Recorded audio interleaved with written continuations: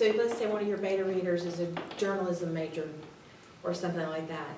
Remember that they were taught to write to a specific format for quick reads, for the news media, that type of thing, or a newspaper, an internet article, which has to be short, concise, in a very specific format.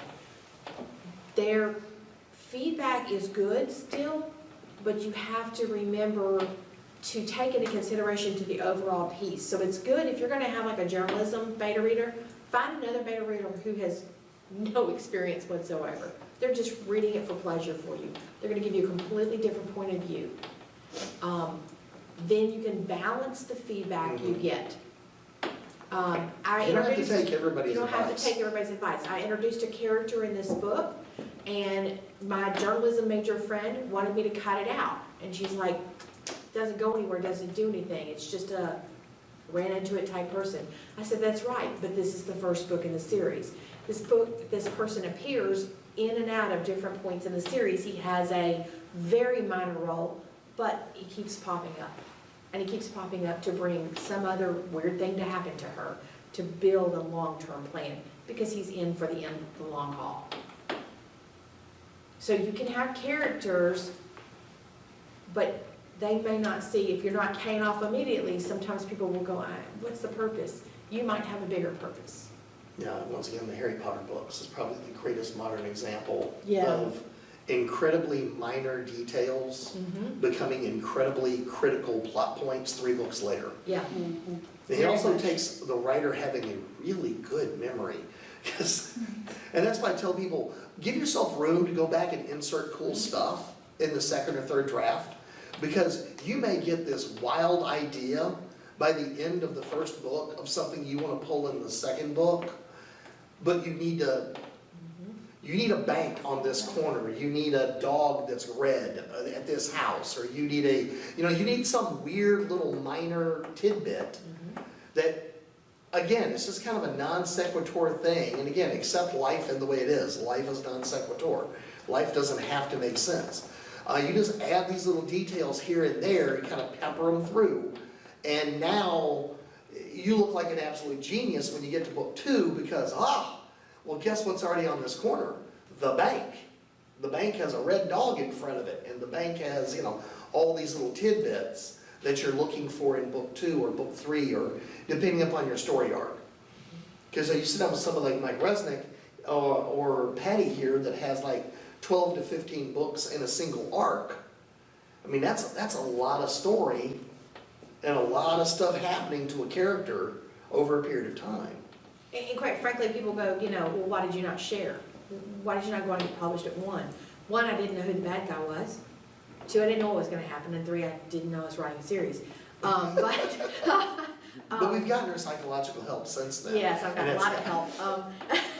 But the best part about doing that was, because I wrote the entire series, if I found something in book 14 that I needed to tweak that scene in book 2 to make this one pay off a little bit better because I forgot the red fire hydrant, I can go back and add it and it's not going to matter. But if the book's already published, I can't do that. So I wrote until the story was finished. And this is something you told us recently too about, sometimes an author will start writing and they'll go, I'm 150, 200,000 words and I haven't finished the book. No, that's 2 books. So find a place. You get that 100, 110,000 words, needs to break. If you're still got story, fine. Find a way to bring it to a cliffhanger ending. And now you got to go pick up book 2 to read and find out what happens next and take it off again. And just keep doing that until you run out of story. Until the bad guy dies. So are you discovery writing, or are you plotting it out, the whole series? So let's talk about plotting advancing. So plotters are people who like to outline things. They might actually outline every chapter a little bit. They might just write the beginning and the end and something in the middle. I've heard stories at cons about people who write everything. One guy writes everything on postcards, lays out the story around the room, and then he starts to put it on paper and write it. So the plotters are very more methodical about it. they have specific things that they want to hit that they know, but maybe they don't know all the words in the middle. They just know, I have a story and I want this to happen, this to happen, this to happen, and this to be the ending. So they'll write that down and then they work the story. Pantsers is what the other group is called, and pantsers tend to just open up something and start writing. I'm a pantser. I started writing because I read some other books. I read outside my genre. I read the Twilight series. I read 5 of the Sookie Stackhouse books and 3 of the Sazi books. And when I finished reading, I couldn't sleep at night because this scene kept playing in my mind. Every night, every morning, the same scene over and over, watching TV. And I said, okay, it had something to do with the Sazi author's character. And I said, I'm gonna write that down, send it to that lady. I don't care if they ever use it, but I need sleep. So after 2 weeks, I sat down and wrote it down. And when I started writing, paragraph became paragraph 2 became page 4. 2 spiral notebooks later, I got a laptop. And I just kept writing. A few years later, I was on probably book 5 to 8. I ran into him. And then I heard about was and were. No, and then I heard about contractions. Contractions came first. Yep. It's okay to use contractions if your character's not Mr. Spock. Okay, so I had to go back and fix that. A few years later, I'm probably on book 10. I run into him again. Tells me about was and were. I'm still writing. I have no idea. There's no plan, no, just whatever's coming out. And on the December 31st, 2013, I loudly exclaimed to my daughter, "It's finished, I know who the bad guy is." Because I really didn't know until I got to the end of the book. So that's our total pantsers. Now I'm more of a little more of a plotter than I used to be. You're more of a plot pantser. Yes. Now, plot pantsers are your hybrids that take like Post-it notes and note cards and go, okay, this has got to happen, this got to happen, this got to happen, this got to happen, this got to happen, boom, boom, boom, boom, boom. And the rest is, well, let's see what happens on the highway. Boom, boom, boom, boom, boom. If you're going to write a mystery story, write it backwards. Mm-hmm. That's the fun part. I love writing mysteries backwards. I couldn't write a mystery story to save my life when I started. And then I realized, wait a minute, I'm the writer. I know who did it. So I write the discovery scene. I know who did it. Now I make my discovery scene as goofy or as crazy as I want. And now I can go back and write the backstory that got to the ending. Because I already know how the story ends. Mm-hmm. So it's reverse plotting. So you just kind of have this great scene in your head, and you're like, oh, that would be so cool if the blah, blah, blah, blah, blah, blah, blah, because all the Inspector Peel mysteries took place in 1860. So I'm very limited as to the technologies I can use and the techniques that I can use and how we can make the discoveries. So the convolution is a lot like writing a tech manual, because the thing to remember, the past is not primitive. So if you're writing anything historical, you're writing in the past, you're writing at the peak of human civilization at that point. They don't know they don't have a refrigerator. Yeah. They don't know they don't have an iPhone. They don't know this.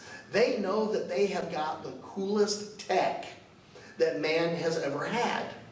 They got electricity, they got magnetism, they got all this cool, wild, weird, chitty chitty bang bang stuff going on. So that's another huge point that you always have to kind of convince yourself. If you do write a period piece, they're not in the past. They are not in the past. You have to dump all the modern stuff and go back to when what you had was the coolest new tech you could get. If everybody has a dial-up phone or a party line, there's no cell phones. Couple of quick questions in writing. All right, who said play it again, Sam? Anybody remember who said play it again, Sam? Oh, yeah. Who said it? It was, I forgot her name, but it's the blonde. It's in Casablanca. Play it again, Sam? Yeah. It's in Casablanca. And also, Ingrid Bergman's yeah, character? Is that the also, one? Well, actually, Humphrey Bogart says He it when he says gets it back at to the the bar. end, yeah. How much money would you like to lose on that particular quote? He never said that. who didn't? It was never in the movie. Play It Again, Sam is not in the movie. It's not in the script, it was never said. Really? It is a misquote. What did he say? He said, you played it for her, now you can play it for me. Play it, Sam. He never said, play it again, Sam. Oh. So beware as you work on period pieces of stuff like that, that will come back to get you. Because there's some smart aleck like me. But if you know something like that, you can always have it in as a humorous fact. You know, you can now work that into a story where your guy needs to make 20 bucks in a bar, so he bets somebody makes a bar bet. Well, you make 20 bucks real simple on stuff like that. So. And it's cool to go and bring in things from that period, because it makes your story more believable. So, if you're setting it and you refer to something else that's going on, the war, whatever, it helps you too. Research, it's the good bedrock to good writing. Yeah, so about that with researching, where do you go to research things that you need to know for Like, that period? throw I a don't know, topic. just like my grandparents came over from Australia in Okay. the early 50s. So I just need to know what was life like in Australia in the 50s, what was going on in other places in the world. I know the Erie Canal was being built at the time. Where Your newspapers, newsreels, and look up old Sears catalogs. Old Sears catalog. Old Sears catalogs. What information do you get from that? You know the Clothes. peak of tech, fashion, the clothing, everything that's going on. Where Whatever does one get an sells old is Sears. Sears catalog? Online, just Google. Okay. Sears in the Yeah, you 50s. can pretty much Really? Google just about anything. You Never can would've thought Google that. Sears catalog 1951. If you want to see the latest, greatest, hottest, coolest, So you know whatever. fashion and everything. you know what they were wearing, you Go to know your what they were library. buying. They Go to your were, library. They have tons of books about, historical books about what life was like during certain periods, and they'll have things like that. Libraries have a lot of reference books that you can check out. also look up non-related information like what was the #1 best-selling book at the time? What was the #1 movie at the time? Who won the Oscar that year? You can go to a Hallmark store and find out you were born in what year, Uh-huh. and find that year, and go look at all the stuff that they have. They'll have the music and the movies and the hottest things and the fads How and all much that. things cost? Yeah, how much things cost. Did you Google how much things cost in what year? Yeah, because gasoline was 15 cents a gallon, they had green stamps and price wars. So, and your car had a 25-gallon gas tank, it was made like a giant lead sled. And if you're gonna be doing anything where there are vehicles, you can just go Google 1950s classic cars, and they'll show you all the classics, and you can go pick which one. Oh, I want them to drive this one. And there's some reason they drive that one. Yeah, 1950s, you'd also be looking at the Eisenhower Project. Anybody know what the Eisenhower Project is? Is that the roads, ways? Yeah, we all got here Interstate? via the interstate today. Prior to that, we didn't have interstates. So you got your kicks on Route 66, which was a highway, not an interstate. So yeah, it's, you know, it's kind of fun, but yeah, I find the #1 source of cool gadgetry, anything you want to know, is the couple of years Sears catalog before the year you're writing about. And when you're talking to your, when you're interviewing your parents and that, and your grandparents and things, and other people that are grew up in that age group, ask them things like, what was the greatest invention that you'd say in your life? One of my neighbors once asked my grandmother that, and my grandmother lived behind it once, she lived a very long time.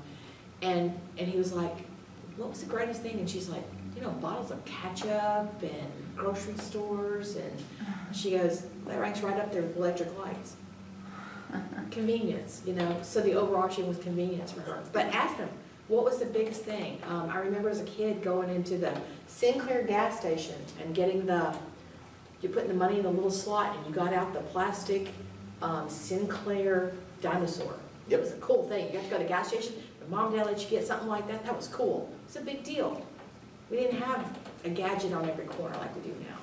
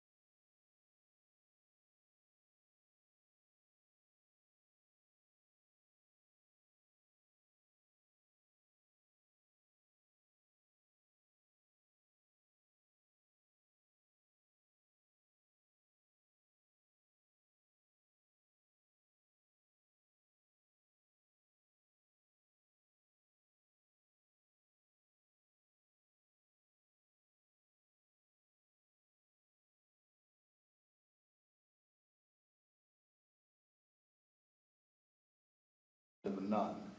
So it's just like there's all these absurdities in it, but it so much expresses kind of the human condition, you know? And then you had like a knight that was just a suit of armor in Charlemagne's army.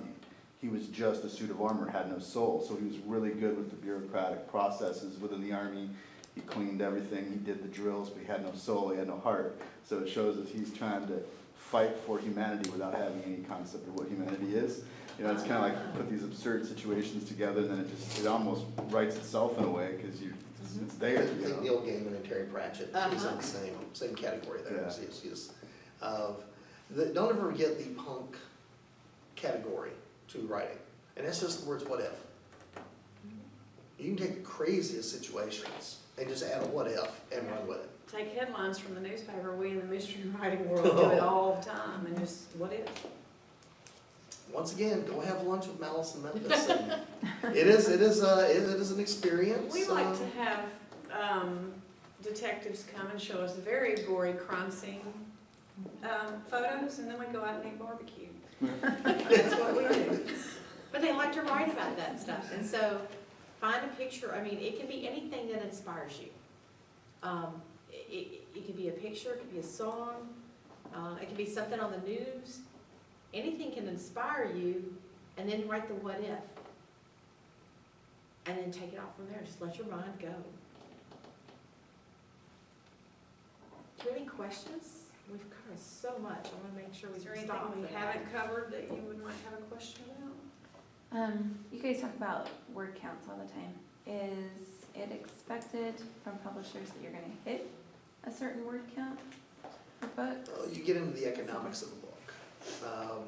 If you're an unknown author and you have just written your 250,000 word, ode to Tolkien, and you have a tome that is going to be this big, and the hardcover is going to sell for $49.95, and the soft cover is so big it cannot sell for anything less than $24.95. No one's going to buy your book. So it comes down to cost per word, basically, to produce the books. Yeah, well, it's cost per page. It's basically it's your cost per page. Your book sizes, you've got your basic mini, your tiny book, what we consider your paperback. Your paperback is a $10 book, and it's a disposable book. It's terrible paper, it's a terrible cover, it's small, tiny fonts, but it's a $10 book. Your next size up is your trade paperback, which is what you see here on the table. These are basically the same size as a hardcover, but they have a soft cover on them. They're generally a little better paper. They're generally durable books, but about 90,000 to 100,000 words is going to be about a $14.95 book at Barnes & Noble. So the little bitty baby cheap book that's going to fall apart in a couple of years is $10. The good durable book is $14.95, and the hardcover to a book about the size is going to retail at about $29.95, which is, again, about an appropriate price. So when you can't price yourself out of the market of, if you're doing all the collected works of Edgar Allan Poe under one hardcover, yeah, I mean, you've got a 600-page book that can sell for $49.95. And it's gonna be, and that has kind of a reference material. Yeah, but I mean, to it. but That's a you're- collectible, yeah. But you're not buying the greatest works of Bob. You're buying a book that somebody's going to have to study. Somebody's going to, there's a utilitarian or academic use for that kind of book. Yes, Tolkien wrote big books. Yes, I mean, there are people out there that write some really big books. But in the last 10 years, the economics of the shipping and the paper and all of that kind of gets you into word counts. Now, you really get into word counts when you get into generalized publication, magazines. So if you're writing for Arthur C. Clarke and he says, I need a 3,200 word story, he means within a plus or minus of 5%. He needs 3,200 words because that's exactly how much space he has in this magazine for your story. So you get really good at targeting exactly, I wrote a story under a lot of parameters called anadelectophobia.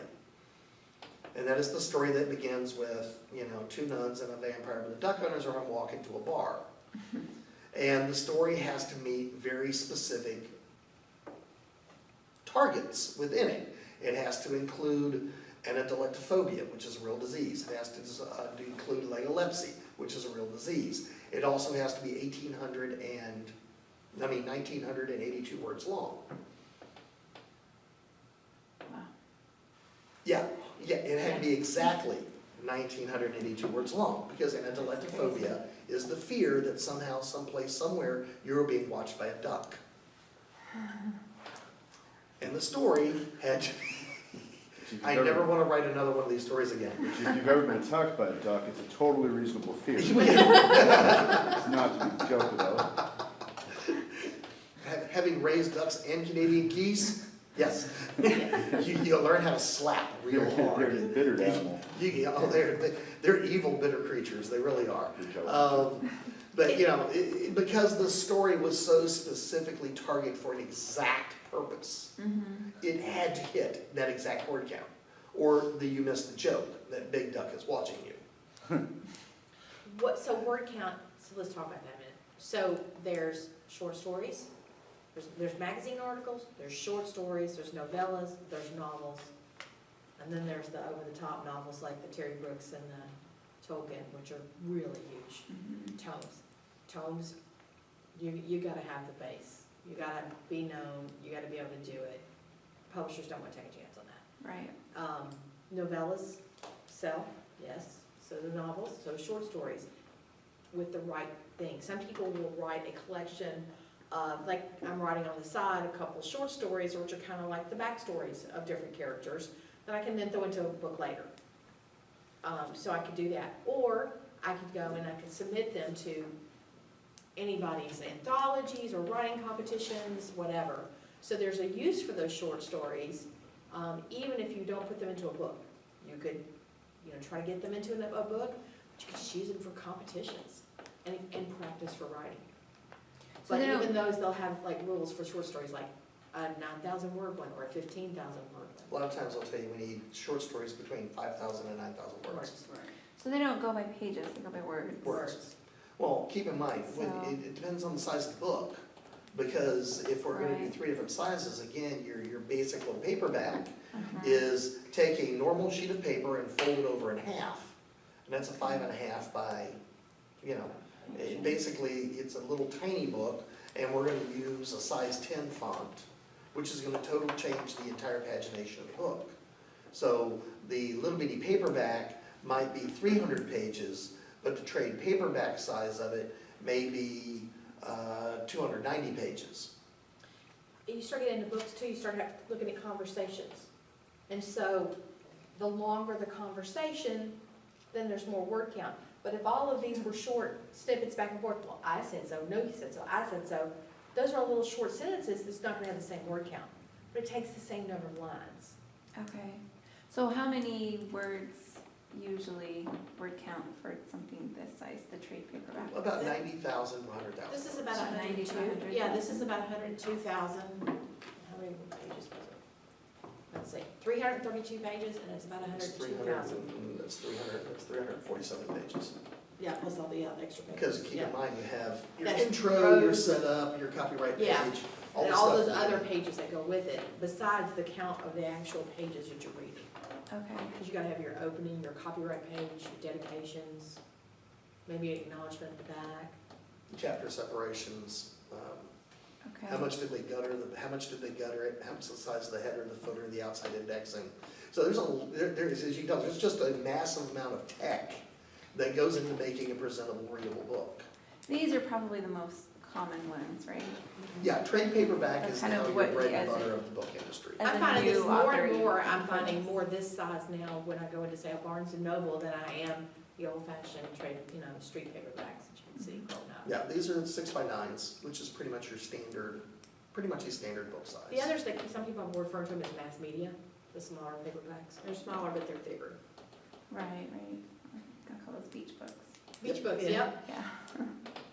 So from an industry perspective, how many publishers actually handle the printing in-house, or is that typically farmed out and they're handling the formatting and the recording? I'd say none, Yeah, if you have any sense yeah, right. of why would you? What do you need that kind of A pain? lot of eggs in the basket, yeah. Almost every book out there is produced through either a mass printing outside the US or they are printed, the terrible word, they hated this word for 20 years, print on demand.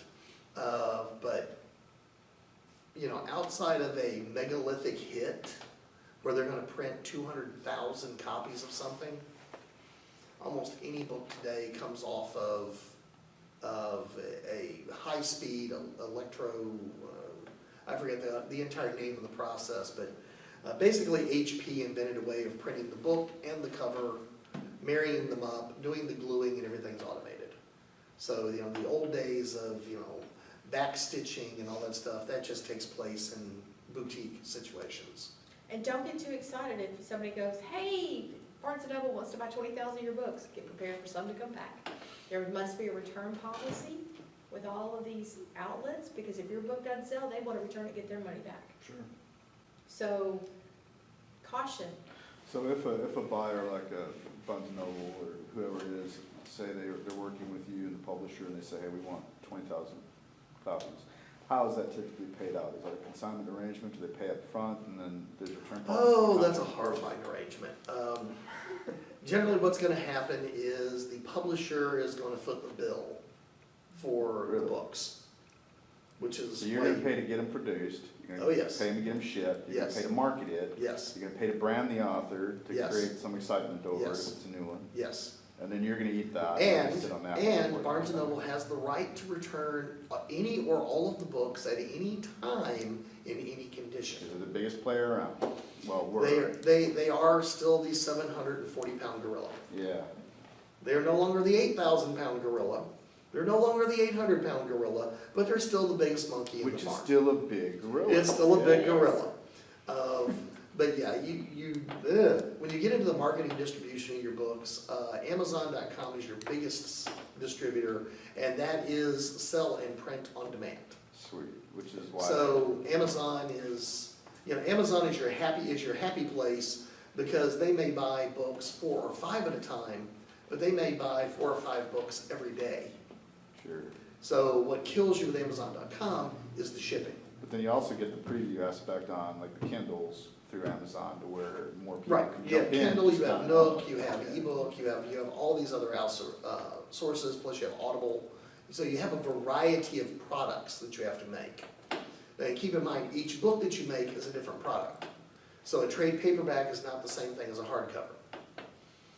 The content of your trade paperback or your hardcover is not exactly the same thing as the content of your ebook. Because an ebook, there is no such thing as an ebook, it's a website.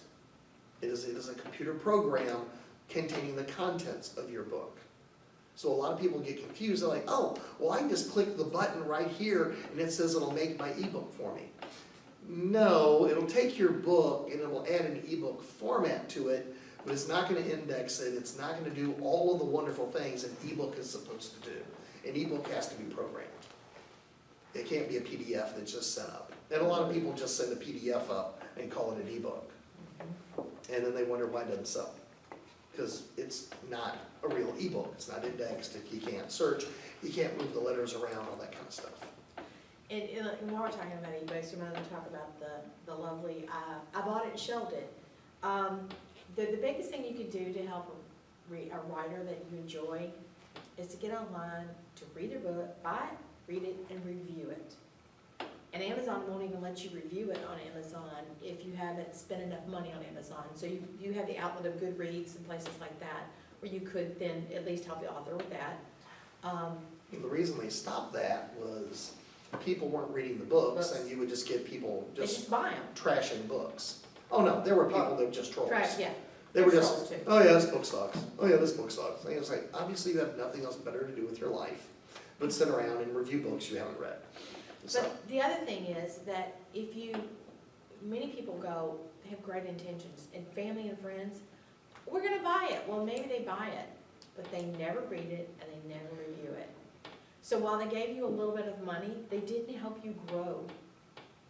Because until they read it and review it, they don't help you grow it. Because the algorithms that run all of these sales sites depend on reviews. So e-readers, I've talked to so many people that are e-readers, they go, yeah, I have a couple hundred books in my computer. They haven't read any of them, they don't have any time to read, or they just bought them, or they even got them on the freeze. Oh, they're the free giveaways, I've got 100 books I got for free.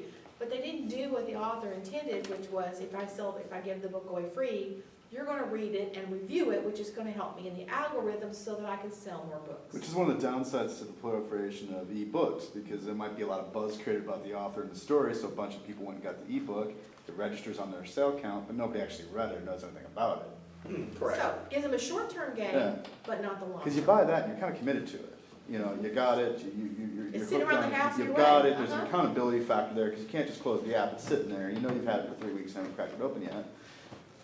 Well, that's another or, thing. you know, unless it's the exact size that you needed for that kitchen table. You know, other than that, you know, but even then, now you're putting the book to use, so. That's The, right. the Kindle Unlimited thing, or the KDP plan, or whatever it is, it depends on how many pages are moved, how many Oh, really? pages are actually webbed. You have to swipe through, and you only get paid for the number of pages they read, and it's pennies. Oh, that's spooky and brilliant. Yeah, it can be really, yeah. Big Brother's watching.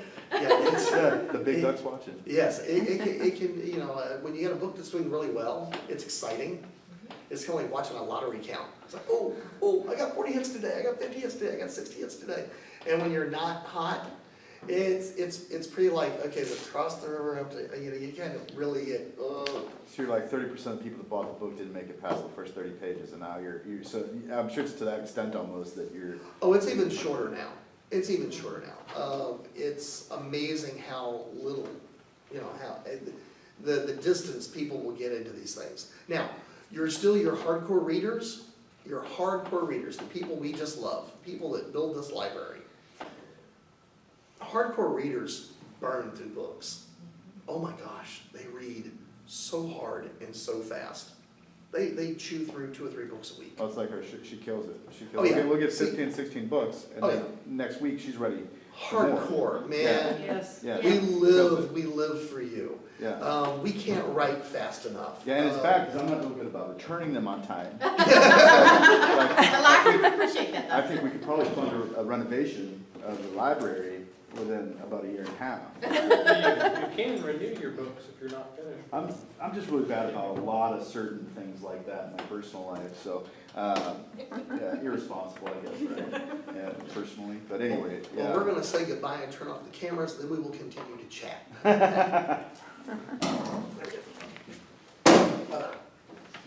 I gotta stand up because my leg's getting cramped.